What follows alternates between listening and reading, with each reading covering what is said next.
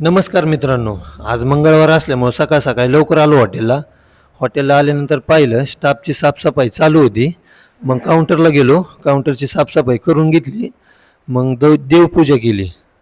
देवपूजा झाल्यानंतर राजूभाईकडे गेलो. राजूभाईला म्हणलं सगळं व्यवस्थित करून घ्या. किचनमध्ये गेलो. मामांनी तर मासे रेडी करून ठेवले होते.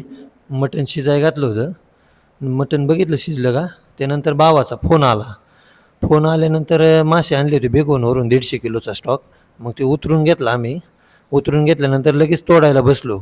ते तोडले. मग हॉटेलवरून फोन आला, कस्टमर आलेत. मग हॉटेलला पाहिलं तर गर्दी होती.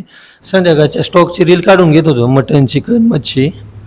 रील काढल्यानंतर संध्याकाळी 7 वाजल्यापासून तर कस्टमर चालू झाल्यानंतर आम्ही आतमध्ये किचनमध्ये थाळ्या लावत होतो आणि वेटर कस्टमरसाठी की थाळ्या घेऊन जात होते. कस्टमरची जेवणं चालली होती.